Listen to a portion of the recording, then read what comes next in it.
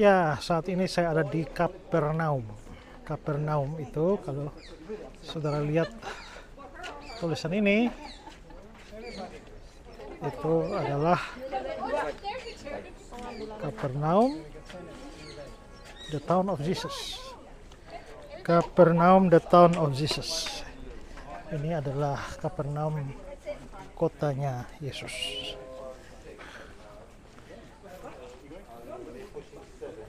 Itu namanya Kapernaum. Seperti biasa Bapak dan Ibu, mari kan asal nama ini datang dari mana? Bukan Niagara Falls, pasti. Nama ini Bapak dan Ibu terdiri dari dua kata. Kalau dalam bahasa Anda maupun dalam bahasa Latini disebut sebagai Kapernaum. Tapi dalam bahasa kami, baik bahasa Ibrani maupun bahasa Arab, nama tempat ini Kfar Nahum. Kfar Nahum, ulang, Kfar Nahum. Kenapa disebut begitu? Karena nama ini Bapak dan Ibu terdiri dari dua kata, Kfar dan Nahum. Kfar itu apa? Kampung. Kampung atau desa, Kfar, dalam bahasa Ibrani maupun dalam bahasa Arab. Bagaimana dengan kata Nahum? Nabi Nahum. Nahum Bapak dan Ibu ada yang katakan itu didasarkan di atas nama seorang nabi yang pernah tinggal di sini. Menurut saya itu salah, bukan. Yang benar Bapak dan Ibu, Nahum juga dalam bahasa Ibrani maupun dalam bahasa Arab artinya perbatasan. Jadi Kfar Nahum, kampung perbatasan. Ada buktinya. Tempat ini yang belum pernah disebut dalam perjanjian lama, sebaliknya dalam perjanjian baru tempat yang sangat penting, yang terus disebut dalam kitab suci, dalam Injil. Tempat ini pada masa perjanjian lama hanya seperti garis perbatasan antara dua suku, Zebulun dan Naftali. Pada masa perjanjian baru tetap garis perbatasan, tapi sekarang antara kedua kekuasaan, kedua kerajaan. Kerajaan Herodes Antibas, ibu kota dia Tiberias, dan Herodes Philip, ibu kota dia Caesarea Philip. Ada rencana oleh Pak Pendeta dia mau mengunjungi ke Caesarea Philip pada bulan Januari. Yang mau ikut silakan. Ikut Pak Pendeta dan Ibu Paris.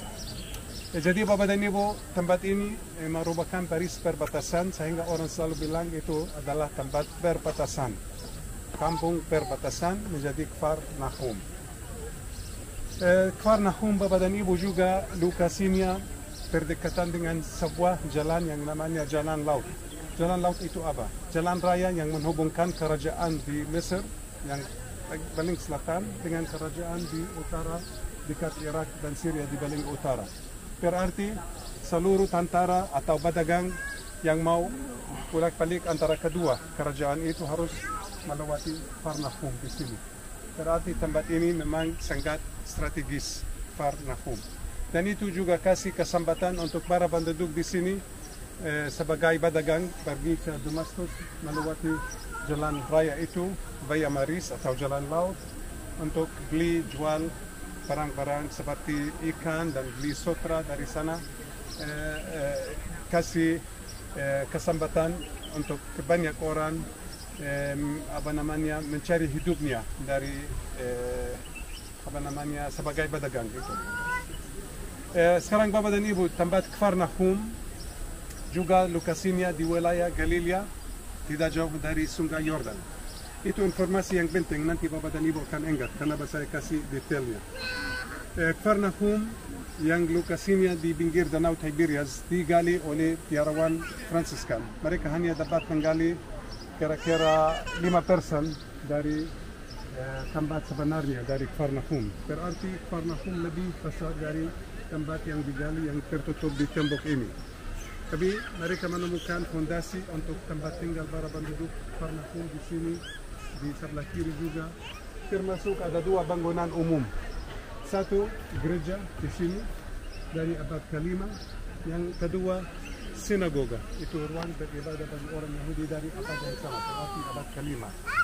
Mengenai gereja di sini Bapak dan Ibu, yang pertama gereja modern didirikan di atas sebuah gereja yang sudah ditemukan pada abad ke-5. Kenapa gereja dari abad kelima didirikan di sini? Karena di sini Bapak dan Ibu adalah rumah Santo Petrus, di mana Petrus tinggal selama dia di Kafarnaum, berarti rumah Tuhan Yesus. Karena Yesus tinggal di rumah Petrus di Kafarnaum, di sini, di mana Yesus melakukan banyak mukjizat di sini. Dia menyembuhkan ibu mertua Petrus di rumah ini, dan juga bisa kita tahu peristiwa yang terkenal di mana orang-orang yang banyak menurunkan orang yang sakit lumpuh pakai tali di depan Yesus di tempat ini.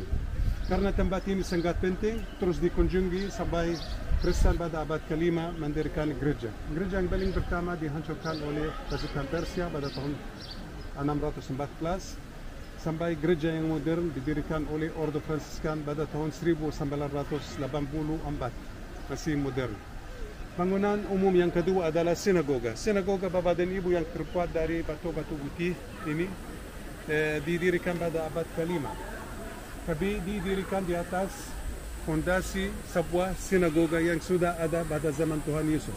Ketika Anda mendekati reruntuhan bangunan ini, akan lihat dua jenis batu.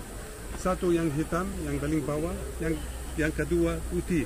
Yang hitam itu adalah fondasi dari sinagoga Yesus yang dikunjungi oleh Tuhan Yesus, di mana Yesus kasih banyak mukjizat dan khotbah di tempat ini, dan juga di sinagoga Kafarnaum, di mana Yesus bersabda pertama kalinya mengenai roti hidup di tempat ini. Berarti tempat ini sangat penting. Dan sinagoga Bapak dan Ibu selalu menghadap ke arah kota suci Yerusalem. Jadi menghadap ke arah selatan, ke arah kota Yerusalem. Dan sinagoga dari nama asalnya berasal dari bahasa Yunani, dari dua kata sinagoga, sinagoga, berarti berkumpul bersama dan belajar bersama. Itu artinya sinagoga, dan menjadi ruang ibadah orang Yahudi. Di sini Bapak dan Ibu bisa lihat bagaimana sinagoga di sini terdiri dari dua ruangan, satu yang besar untuk laki-laki, yang kedua yang di bagian timurnya untuk perempuan. Sekarang Bapak dan Ibu, di Kafarnaum aku mau tanya sekali lagi seperti biasa. Mukjizat Yesus yang dilakukan oleh Tuhan Yesus banyak sekali tidak bisa dihitung. Benar? Tapi yang dicatat dalam Injil berapa? Ada yang tahu? Yang hanya dicatat dalam Injil yang keempat berapa? Jumlahnya 37. Tapi Bapak dan Ibu, antara 37 ada 21 yang terjadi di Kafarnaum di sini. Berarti Bapak dan Ibu bisa mengerti kenapa tempat ini sangat penting sebagai dasar iman kita semua. Kampung Kafarnaum yang dilakukan sebagai atau digunakan sebagai markas aktivitas Yesus selama dia di Galilea. Selama berapa tahun? 3,5 tahun Yesus berpusat di sini dan kasih pengajarannya ke wilayah ini yang di sekitar Kafarnaum. Juga Bapak dan Ibu, aku mau menutup dengan satu informasi yang unik. Yesus yang telah ditolak dan diusir dari Nazaret, dia datang kemari. Pada saat dia menuju ke sini, dia memilih murid-muridnya dan panggil mereka sambil katakan, ikut saya untuk dia jadikan penjala manusia. Dia datang dan tinggal di rumah Petrus selama 3,5 tahun. Kenapa Yesus tidak pergi ke lain tempat? Kenapa di sini, ke Kafarnaum? Ada yang tahu? Karena Bapak dan Ibu ada dua alasan. Yang pertama, kurang aman buat Yesus pergi ke lain tempat. Karena pada waktu itu baru Yohanes Pembaptis ditangkap oleh Herodes Antipas dan dibunuh. Lalu Yesus menghindari pergi ke wilayah yang diatur oleh Antipas. Dan juga dia datang ke tempat neutral, perbatasan. Tidak bisa dikajari oleh Antipas maupun dari Filip. Itu juga membukti kepada Bapak dan Ibu bahwa di sini adalah tempat perbatasan, kampung perbatasan Kafarnaum. Dan juga untuk memenuhi nubuat Nabi Yesaya di sini. Yesaya 8 dan 9 menceritakan bagaimana di sini antara Zabulon dan Naftali, ingat? Zabulon dan Naftali. Dekat jalan laut, Via Maris, di seberang Sungai Yordan akan datang terang kepada seluruh orang yang tinggal dalam kegelapan. Berarti terang itu bersinar dengan kedatangannya Yesus ke tempat ini untuk memenuhi nubuat Nabi Yesaya. Jadi ketika Yesus datang ke sini berarti nubuat Nabi Yesaya digenapi. Berarti Yesus harus ke tempat ini, bukan lain tempat, ke Kapernaum. Ya, sekarang kita mencoba mendekati beberapa tempat yang telah dijelaskan tadi ya. Ini adalah reruntuhan-reruntuhan tempat-tempat tinggal yang seperti digambarkan tadi digali, tetapi belum banyak ya, hanya mungkin di bawah 5% yang digali oleh Ordo Fransiskan. Nah, ini adalah sinagog, reruntuhan sinagognya. Kalau kita mau melihat asli sinagog ini kan cuma reruntuhannya, tapi mau lihat aslinya ya seperti ini ya, sinagognya ya. Ini adalah bentuk asli dari sinagog itu. Nah, sekarang kan sih tinggal reruntuhan, jadi kita coba lihat ke reruntuhannya.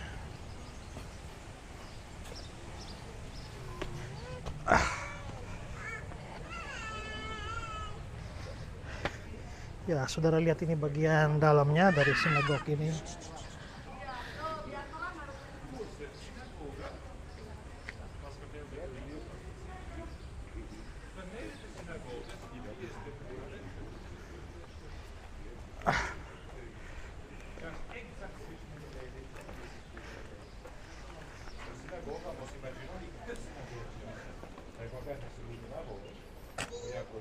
Nah, ini yang tadi dikatakan tentang fondasi lamanya ya. Jadi yang sinagog yang sekarang dibangun di atas sinagog yang sebelumnya, dan itu adalah bagian bawahnya.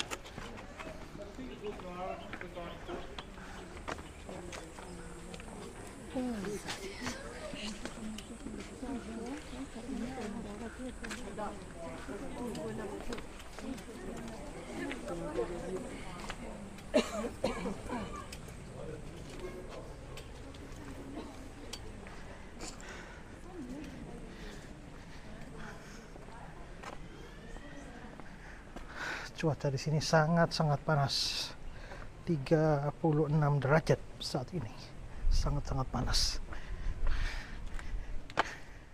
Nah, ini adalah hasil penggalian dari Ordo Fransiskan itu ya. Banyak reruntuhan tempat tinggal, rupanya sangat ramai. Seperti tadi dijelaskan bahwa memang ini adalah suatu wilayah yang luas, tempat di mana Yesus melayani di wilayah ini.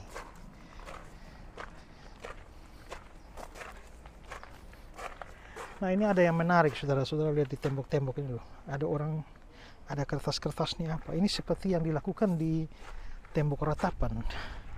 Entah pemahaman dari mana, ada banyak orang tuh dari seluruh dunia datang membawa pokok-pokok doa mereka, lalu dimasukkan ke batu-batu ini dengan kepercayaan bahwa Tuhan akan mengabulkan permohonan mereka. Ya, ada yang minta anak lah, apa segala macam. Ya, ini coba saya lihat. Kita lihat ada satu. Ini ya. Yesus guemai omeus filho poteja ol sepule. Apa ini? Amin. Ini nggak tahu bahasa apa ini. Ya, kita taruh kembali saja sesuai dengan kepercayaan orang. Ya, sudah lihat banyak ini. Ini minta apa lagi nih?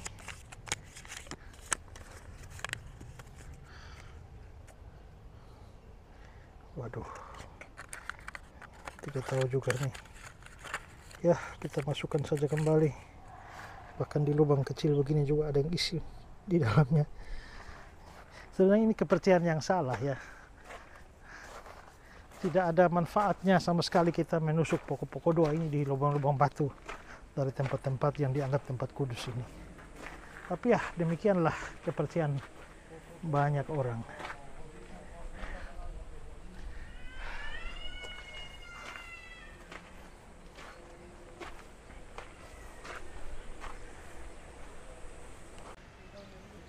Ya, sekarang kita mau melihat yang tempat yang tadi disebutkan, yakni rumahnya Petrus yang juga ditinggalin oleh Yesus ya. Dan itu seperti tadi diinformasikan bahwa sebuah gereja sudah didirikan di atasnya ya, di atasnya, dan sebuah gereja yang lebih tua. Tapi kalau kita lihat keterangan ini adalah The House of Peter ya, dengan ada penjelasannya di bagian sini ya. Nah, kita coba lihat, ini adalah bekas gereja tua yang dibangun di atas tempat yang dipercaya sebagai rumah Petrus ya. Ini loh rumahnya ya.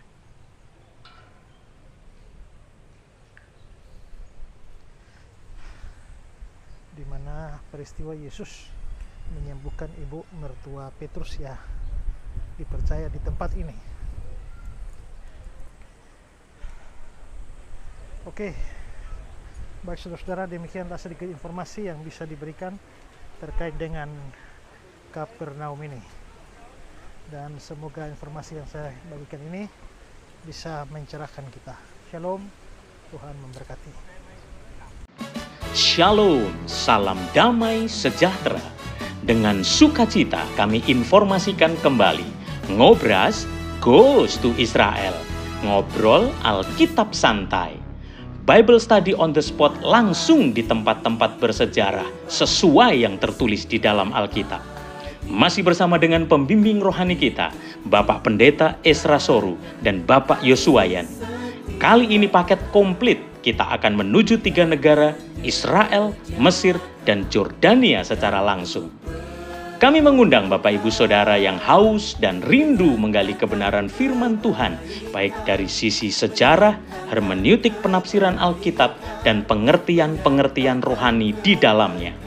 Segera daftarkan diri Anda serta keluarga untuk jadwal perjalanan tanggal 23 Oktober sampai 4 November 2023. Atau bisa bertanya secara langsung dengan Kairos Tour di nomor 087 888 00 9854. Pastikan Anda diberkati dengan pengenalan akan Tuhan lebih lagi melalui perjalanan rohani ini. Havenus Shalom Aleihim. Kubawa berita sejahtera.